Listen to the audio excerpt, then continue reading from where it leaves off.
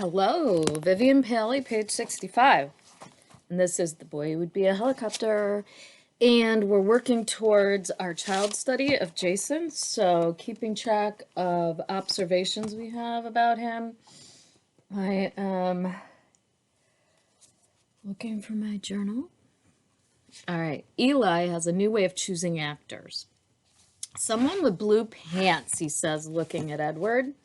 Someone with red lines, and Petey comes forward in his striped shirt. The children examine their clothing eagerly to be called. They love the rules they invent themselves. Once when I changed the words of a folk song so that with each new verse, children with specified colors were to skip around the room, there was a sense of discontent. My rule seemed too exclusive. Don't worry, I'll call all the colors, I sang out, but my scheme did not bring the pleasure I'd anticipated. Eli's color code is greeted with much interest and no anxiety.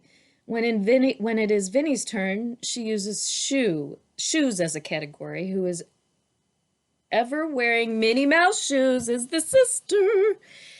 Everyone looks at Katie, whose Minnie Mouse sneakers are famous. She skips around the room, an actor with a mission. I am impressed by the children's spontaneous lesson in classification. By the way, that's a mathematical ability, and would like to expand it, but the idea is never repeated. It is a one-day novelty, having little to do with storytelling and acting. The children are less likely than I am to introduce non sequiturs. The rituals that last throughout the year all involve some aspect of the story itself.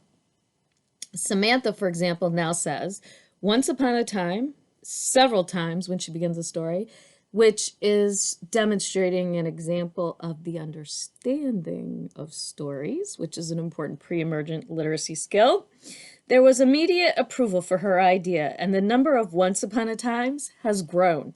Alex wanted 9, and I showed him that it took up most of the page. In fact, since storytellers are generally limited to 1 page, there was room for only 1 additional sentence. There was a lion, and he saw a bad guy.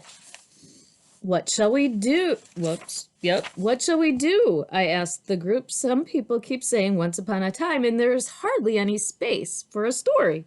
Make a rule to say it once, suggests Arlene, who is often first to suggest limits for others, all the while insisting on full freedom of action for herself. Sounds like me. No, it's my idea, Samantha argues. Write it very tiny, Dana says. No, say fast, Joseph declares, rattling off. Once upon a time, once upon a time, once upon a time, breathlessly. Those are both good ideas, but how about if I write tiny words for people who want me to, or here's something I could do. We can say it fast, but I will write once upon a time only once with a number after us to tell us how many times to say it.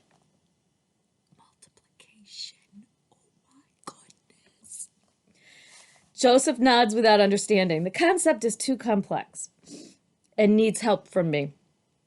This is one of those occasions when I must offer an answer, whether or not the children fully comprehend. I take a blank page to the board and I write down once upon a time. Then I turn to Samantha, since it is her idea. Do you want it 3 times? No, 5. All right. Watch me. I put a 5 after once upon a time. Now we'll say it 5 times, but I won't write it down 5 times. See how much space is left? All right. The children stare at my paper. My explanation is not convincing. Here, let me show you with Alex's paper. Look, Alex told me to write it 9 times. Let's count the lines. We count the 9 introductions to Alex's story. All right. Now I'll cross all these except the first. Instead, I'll write 9. That will mean we have to say it 9 times. Why did you make an X? Alex asks, worried. I was trying to show that 9 takes the place of all those once upon a times, and we can say them, but I won't copy them down. And then you make an X? Man, oh my gosh. Well, I won't have to. Here, let me show what it will look like. I take a fresh piece of paper and begin again. Oddly enough, the children are not restless. Without understanding what I'm doing, they nonetheless seem fascinated by my performance. Now pretend Alex is just beginning to tell me his story. Go on, Alex. Start the lion story again. Once upon a time, he says, begins self-consciously. How many do you want? 12. Okay, this says 12. I wrote once upon a time just once, but I put 12 next to it. You've got the whole page left for your story, Alex. There was a lion, he continues, while I print his words for everyone to see. And as the story itself takes over, he no longer feels awkward.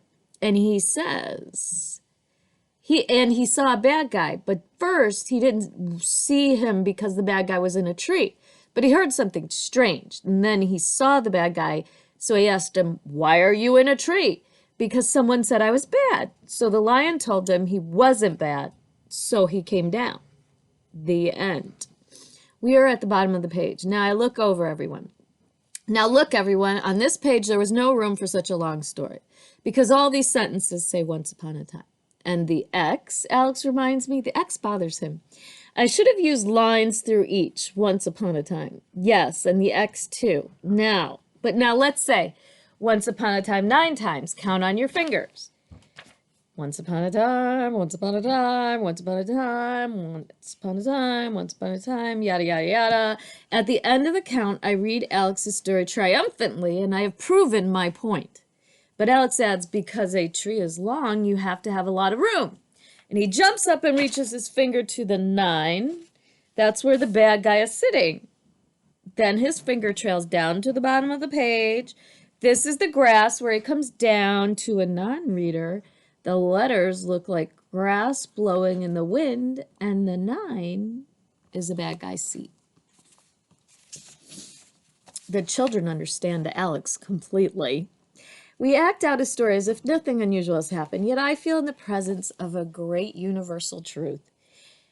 There are an infinite number of approaches to every concept. One can only wonder at the risks involved in grabbing a single way of looking at a topic and presenting it as a lesson. Jason tells me 9 the next day when it is his turn on the list. 9 what? Once. 9 onces. He pushes my pen. Here, here, here, here, here. Is that 9? At his direction, I print once in 9 places. This is Jason's way of thinking about yesterday's discussion.